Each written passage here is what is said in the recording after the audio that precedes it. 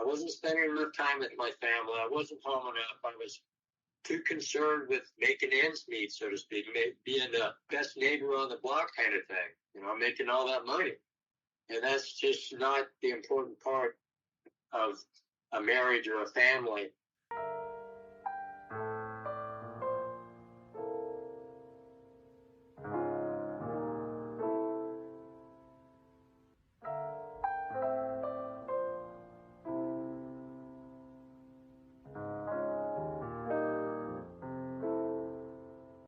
Hello, and welcome to the Stay Free Forever podcast, episode 13. My name is Clifford Fuel, host of the podcast that aims to help you adapt and thrive.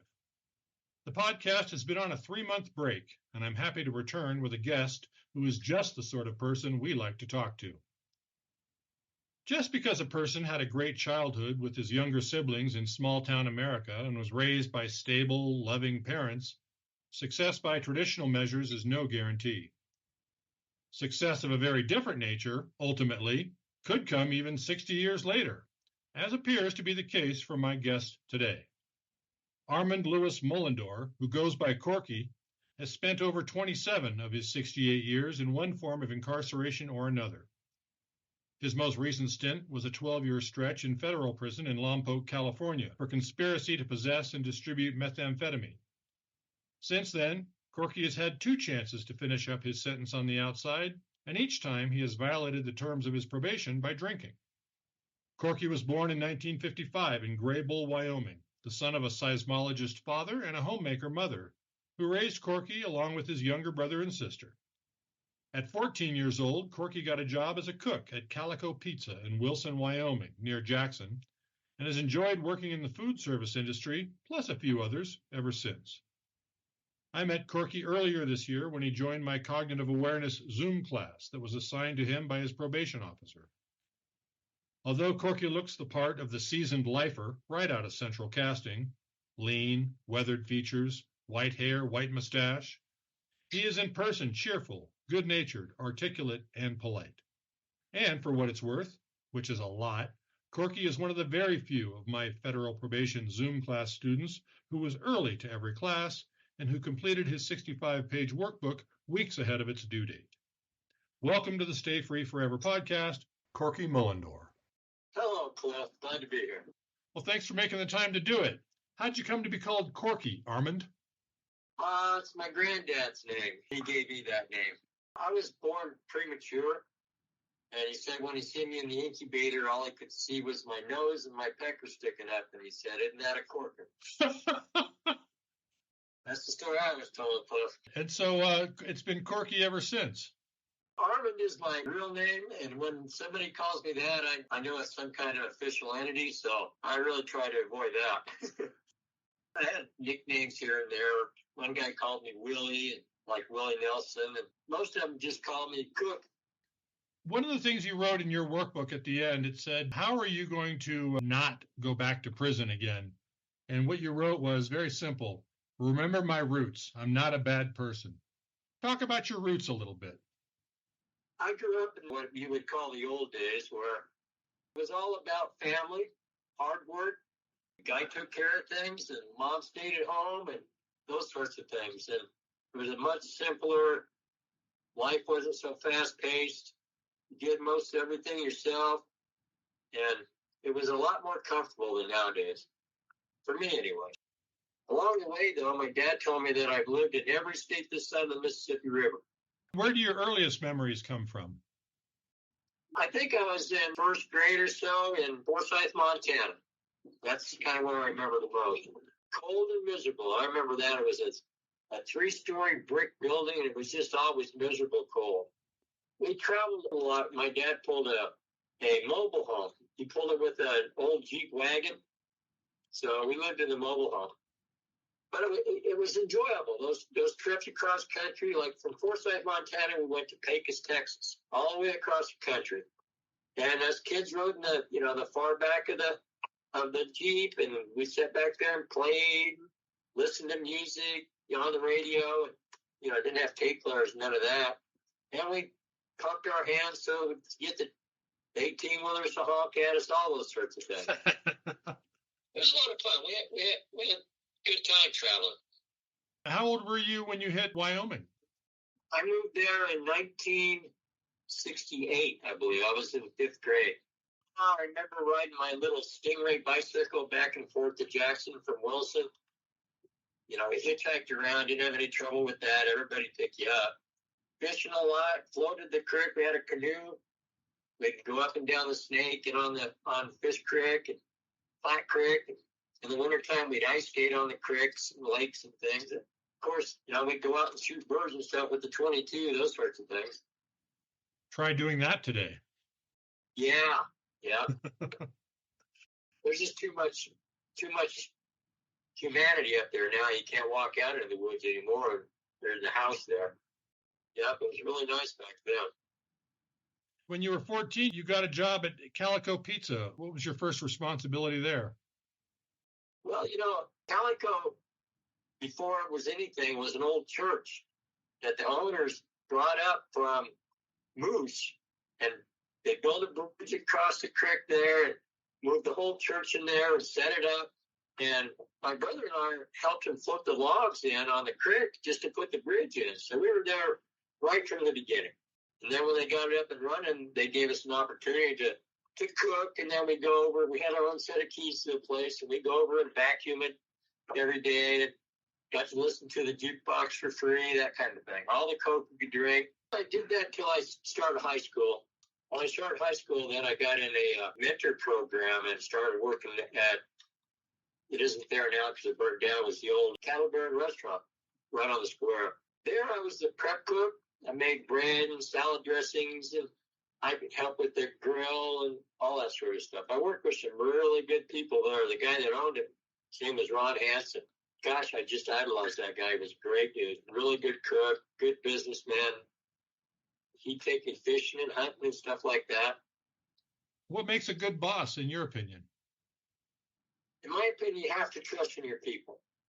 If they're not doing a good job, it's not their fault. It's because you haven't trained them. It's that simple. Get in there and work with them, show them what's up, and they'll come around. And you can't expect employees to do it the way you do it. They have to do it the way they're comfortable with it. As long as the outcome is the same, that's the point. You know, not everybody's right-handed. Yeah, good point. I've trained myself out of a lot of jobs. Be teaching somebody else how to do it, and all of a sudden they wanted to do it. And I said, fine, see you later. What are some of the major don'ts, in your opinion, of what a boss should not do? Well, you should never raise your voice, for one thing. That accomplishes nothing. And that goes a long ways. Because everybody's going to have something else to say, and as soon as you speak up, it just escalates. Especially when you're working a hotline, if a waitress makes you mad, or a customer's making them mad, something like that, you just have to put it aside and say, okay, we'll tend to this later. Then when it's all over with, the end of the day, then you go and talk about it. Escalating problems is something I'm just not big on. It'll wait a minute. Of course it will. You were in a mentoring program in high school. You're working for a nice restaurant on the square in Jackson, Wyoming. What happens then? When I was 17, the Cattle Baron had burnt down. I was working at Right Now's Bakery down on the south end of town for a guy named Charlie Roth, and I got offered a job with Ron Hansen again. He bought the Pink Garter Palace. So I went up there and started working, and he'd been there, had it open about a year, and I bought a new pickup truck, brand new off the showroom floor, those sorts of things, and had a bunch of guns in my pickup. And the police officer stopped and for some reason decided those guns were stolen, so they arrested me and convicted me as a minor on possession of stolen property. So I went and did my first little stint at the Wyoming Boys Town in Portland. I was there about less than a year because I was 17 and some change, so I just stayed there until I was 18. So why were you pulled over in the first place? I wasn't. I was sitting in my truck, and the officer walked up and said, let me see those guns. So, yeah, I had 32 guns in my truck. And why was that? My dad had gotten them somewhere. I don't know where he got them. He got them from John Paul Jenick. That's all I knew about it. I I thought they were fun, and I'd been out shooting them and all that stuff, and they were in my pickup. How did the Worland Boys Town experience affect you? As soon as I got there, went through their orientation things, I immediately started working in the kitchen under a guy named Shai. He was a cook sergeant for the military. He was an older guy. He was really good, too. They had a meat cutting class there, and they had their own Gary, things like that. So I started doing that. I did part of the meat cutting class, worked the grill, helped with tables, did all those sorts of things. Wow. Sounds like it wasn't an entirely negative experience at all. I was away from home and all that. I didn't really know what had happened to me. Kind of went by quick, actually. Is it fair to say that that was in a time where people didn't really question authority much, and so your parents weren't in a position to say, hey, these were our guns, he was just goofing around, he's not a bad kid, or how did that play out? To this day, I don't really know how that all came about. I don't know if my dad knew they were stolen or didn't, and I had them and he didn't know. I really don't know the extent of all that, Cliff. But you took your consequences, took your lumps. Yeah, I was a minor, so I don't know. It was almost an adventure in a way. But, I just really had no clue. Sure. So you get out, you're 18. What's your first move? Well, I immediately went to work to Ron Hansen. He had a chef's job at a place in California called the Red Lion Inn in San Mateo. So I went up there and gave me a sous chef's job. So it had 7 kitchens in it. So I was working one of those kitchens. So you got a good job as a sous chef out in California. It's very different from Wyoming. And then what happens? Well, the union came in and started unionizing the house. So we either had to join the union or leave the operation. So working for unions in the culinary business is really a hassle because you can't do anything that isn't part of your job description. I couldn't clean anything. I couldn't help anybody else. It was really no fun. And Ron Hansen, my buddy, he went to a place called Los Banos, and he took a chef's job at a place called Carlos Villa.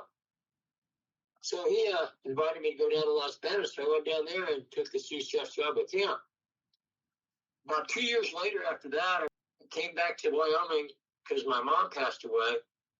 And when I flew back into San Francisco, I met up with Ron Hansen's nephew, met one of the waitresses at his place, which was Marie Callender's, met her and spent the night there, and married in that one. Wow. Found love in the restaurant business. I did. All right, then. Did you make your home out in Northern California? Yeah, we made our home there in Los Banos, and I was there for about 14 years. Had 3 children, bought our own house, all those things. It was a good part of my life. Then what happened? Well, then I took the manager's job at a place that a guy opened up that was starting a barbecue and pizza house. He told my wife that he didn't want her coming to the restaurant to bother me. She just didn't want her there at all. She said, well, you're either going to have to quit that job or me, one of the two. Well, I couldn't just duck out of it. I couldn't just leave it hanging because I was the manager. There was no other cooks.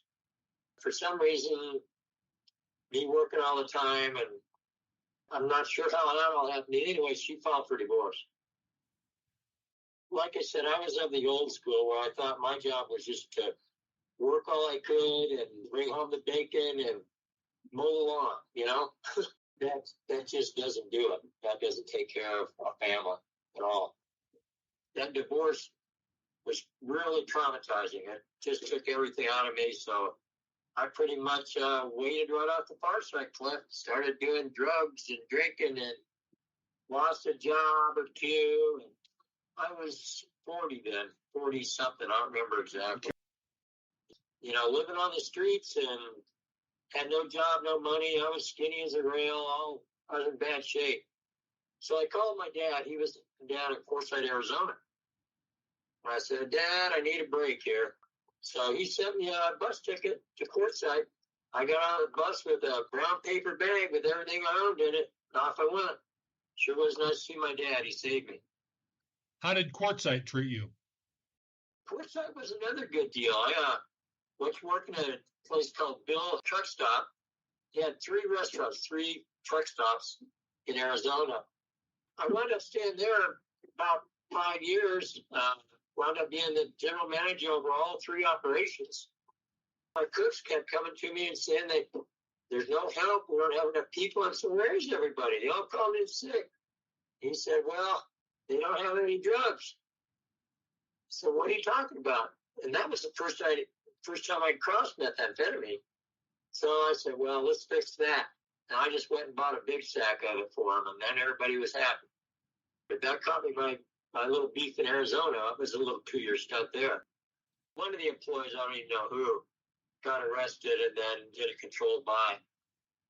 When I come back out of prison, I didn't have a job or anything, and I was sort of kind of picked up with what I was doing. Went back to my connection, got a big sack of dope, started selling that just to be able to eat. Well, I got arrested again, and that time they gave me 7 flat. 7 straight years in a state prison in a place that's not known for its cool breezes. What's that like? Well, there I went to Yuma, Arizona, to a medium, and I worked in the kitchen there too. They had a big riot. The Mexicans and blacks got into a big riot, so they came in and shipped a whole bunch of people out, pile of 200 or so. And they shipped me to Globe, Arizona, to a camp up there. And I went there and almost immediately got a job over at the fairgrounds. Earning how much per hour? 40 cents. Did you manage to save while you were in prison? Not a thing. How does it feel when you're out in society wearing orange, doing tasks like that? Even the fairgrounds crew had to wear the safety orange. Yeah. So it wasn't that big of a deal at that time. All right. You didn't feel judged by society or anything like that? No, not really. I didn't catch that till I got out of there and went back home. Then I started feeling all kinds of anxiety over, are they looking at me now, or all that sort of thing. So that's when I left Arizona and came back to Wyoming. That was 2003 is when I got out. Once you hit Thane, Wyoming, what did you do there? Oh, I went to work with my brother doing construction and building log homes. I don't know, about 3 years. Did you foresee trouble? Did trouble find you? Well, I didn't really foresee it. It kind of snuck up on me because through the winter, because I was only making $200 a week, I got connected with a guy that gave me a travel trailer, and I moved in behind his house, and he was selling drugs. He wasn't taking care of business, so I wound up selling way more than him, and it just kept getting bigger and bigger, and finally the DCI busted me on this one, and because I was getting my drugs over in Utah, the feds picked it up. Corkey, is it possible to be a drug dealer in this day and age and not get busted? No, it's not possible at all. No matter what happens, as soon as somebody around you disappears for a couple of days and you just don't see them, you're done. And it's totally a matter of not, if you're going to get busted, it's all about when. Always. It's just the only way. You're going to get busted. End of story. So, you might have a good year at it. When they searched my house on this thing, tore it apart and all that, there was no drugs, no paraphernalia. The only thing they took from my house was my phone. All the incriminating evidence. This 12-year stretch, describe that. Oh, goodness. Lompoc is a complex. There's a medium, a low, and a camp. So I went to the low. I couldn't get into the kitchen there because it was all run by the blacks. So I went to work for Unicorn, which is the prison industries. So I was there at the sign factory for almost 2 years. And then when I got down to Camp Points, they shipped me over to camp. Went to work in the boiler room there. And I had that job for, about 6 years. Did you have the desire to get high, or were you getting high while you were in prison? No, none of that. In fact, I never had any kind of withdrawals, even from tobacco or fresh coffee, none of that. It never seemed to affect me. I don't know why. You were clean and sober. Yeah, I was spending my money on things to cook. At the boiler house, I had a access to all kinds of equipment and refrigeration and gas burning stoves and all that stuff. So I started making cinnamon rolls and cakes and all sorts of shit in the basement of the car house and selling it on the yard. That's what I spent my money on, was buying stolen stuff from the kitchen. They say that the average inmate leaves prison with less than $300 on his books. What was your case when you left? I had about 900 on my books when I left this time. As we all know, 900 doesn't last long in today's world. Well, again, I got lucky and landed at my brother's place, so it's been a pretty good step up, getting by until I could get my Social Security engaged. If you could advise young Corkey or young people who are looking at doing time in prison today, what advice would you give them while they're in prison? While they're in prison, well, the way to stay clean there is to do your time. What helped me out was thinking about what I had coming up. I was going to be able to take a shower with no shoes on. I was going to have my bathrobe. I was going to be able to have bacon. Those are the things that kept me motivated to not get my head above water like that. You can't think about what you lost or how much time you've done, or because you have no control over any of that. None. Some guys, they're married or they have girlfriends and all that, and they're doing time, and that's going to go away because other people have other things to do, and you can't have a relationship over the phone. Some people manage it, but not many. Now, a lot of people don't have the good fortune of having a brother and a place to land. If you hadn't had that, what do you think would have been a reasonable amount of money for you to leave prison with, and would you have had the discipline to save it? I got a little bit lucky because I went to a halfway house, and that was a good step up. I've seen a lot of guys there that took truck driving classes, and there's a lot of opportunities there. They have a chance to have a bed and food, and you can get a vehicle, and you can go find a job. You have vans and buses that take you everywhere. So that's a good come up. That's a good come up, the halfway house is. It's no fun. It's not much better than being in prison because it's completely monitored too.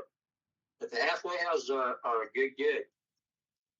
I hear you saying be grateful for what you have. You can't mourn your losses, that's for sure. You were out twice, and each time you got tested and they found alcohol in your system. Why?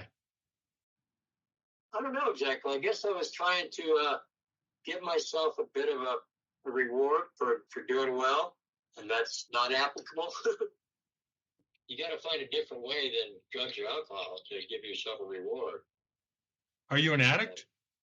I don't think so. I haven't had a drop since I got out this time. I have to say that I was probably predispositioned for alcoholism because my parents were, I'm sure. They died young, alcohol-related heart disease. I kind of painted a picture of a rosy upbringing for you. Was it rosy? Well, it seemed like it, Cliff.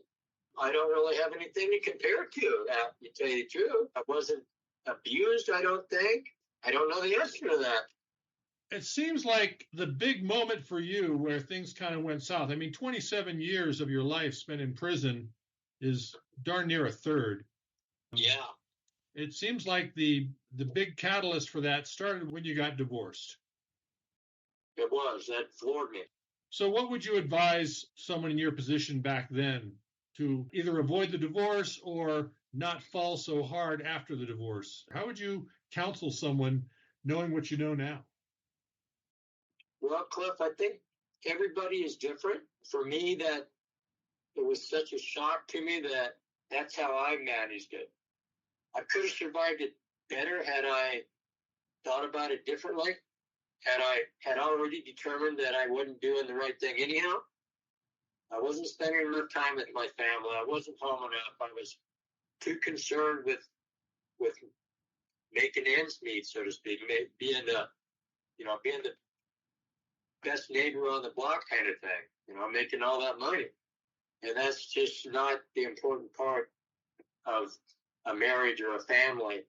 And it took all that for me to realize that. And that's what I would school somebody with the divorce and, family affairs and all that was they have to come first before the monetary supplies. If you can't afford something, just don't get it. Give it a minute. It'll come to you. So I think that would be my thing to tell the youngsters is, don't try and do everything at once. What's your relationship like with your ex and your kids today? I haven't talked to my ex since we got divorced. She got a restraining order against me because she got child support, so it kind of came with the child support. And my kids, I was alienated from them, and I'm still trying to rebuild that. That's a hard thing, too. They're already done with me. So here I am telling myself what they think, and that's not right either, Cliff. How old are they now, your kids? My oldest is 42, and my youngest is 38. And if you had a chance to say something to them, what would you say? That's not a simple answer. I'd have to let them talk before I could even talk. It's all up to them. I'm just along for the ride now.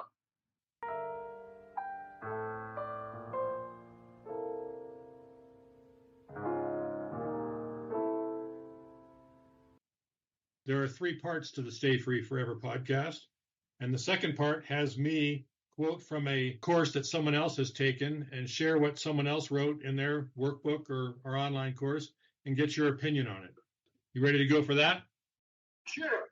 This passage comes from a really thoughtful young man who is 18 years old. He's a Native American on the Wind River Indian Reservation. It's a substance abuse workbook.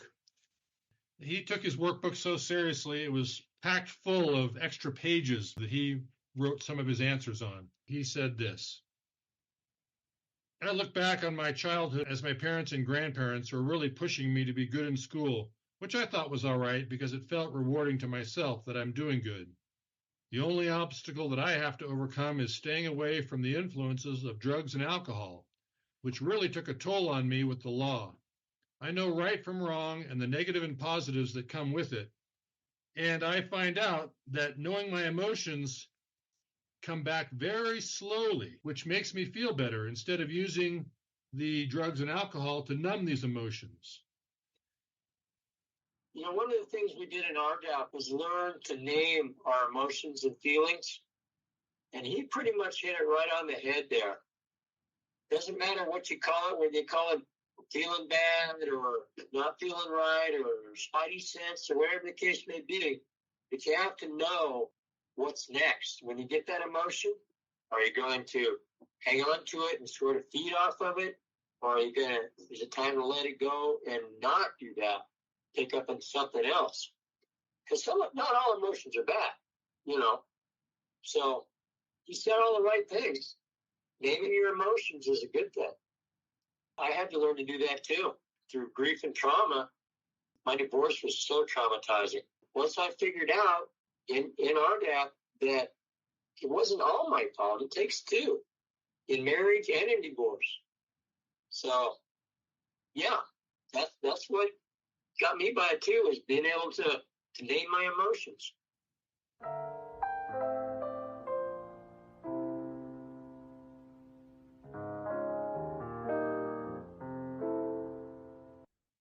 The third part of the Stay Free Forever podcast has each of us share a quote or a passage that means something to us and talk about it. Who would you like to go first? I'll go first. All right. The one that kind of stuck with me is from an old Grateful Dead song. This goes, I've been down so very damn long, it feels like up to me. I lived that for quite a while, it seemed like. Any more down is somewhere else. I'm up, and, there's plenty of up still to go, so, yeah. On a side note, I had the opportunity to meet and interview Jerry Garcia from the Grateful Dead. I think he'd be honored by you remembering that. The passage I've chosen, I've not chosen from this book before. I guess I was a little nervous, but it comes from the Bible, Matthew chapter 25, verses 37 through 40. Then the righteous will answer him, Lord, when did we see you hungry and feed you, or thirsty and give you something to drink? When did we see you stranger and invite you in, or needing clothes and clothe you? When did we see you sick or in prison and go to visit you? The king will reply, I tell you the truth. Whatever you did for one of the least of these brothers of mine, you did for me. How did visits go for you in prison? Well, I never really had visits. I don't know why. My dad came to visit me one time when I was in Arizona.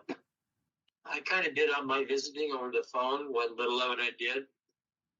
I tended to do everything I could to help other people that I was doing time with. Help out my cellie or my workmates or work in the kitchen. And the thing about doing that stuff is it doesn't seem like you're helping, but it doesn't seem like work to do it either. So I like helping people. I like doing things for people. The neighbors, my family. I maybe don't tend to myself enough. You know, I haven't been fishing in a while or any of that kind of stuff. Did I get off subject there a minute? No, that's a great answer. It's the cheapest, fastest, not necessarily cure-all, but cure for depression is to go do something nice for someone else. The thing about doing that is you can do it without even thinking. You don't even know you're helping somebody else. And all of a sudden, they're grateful, and you're going, wow, that was cool. That's great. Corkey, is there anything that we haven't talked about or anything we missed that you'd like to address? One thing that got me in trouble, like you said, I went back to prison. I had a couple of opportunities. One of the things that got me in trouble was telling my parole officer that I didn't like prison, but I'm not afraid of it. And I don't think that was a good thing to say, because you should be afraid of it. It is bad. I mean, it isn't like on TV in most places anyway. There are some pretty rough facilities out there for sure. But I think once you do a bunch of time, you sort of lose track of that it's not cool to go to prison. You told me and the group that your main job now is to toe the line so you don't go back to prison. And why is that? Well, I don't have another stint in me. If I catch another beef, I'll die in prison, Cliff. I'm done. You know, I'd rather have a marked grave than an unmarked one. Unbeknownst to me, I have people that like me. So that's a good start right there. Well, I can prove that because I like you, and I appreciate you taking the time to talk. Thank you. Appreciate it.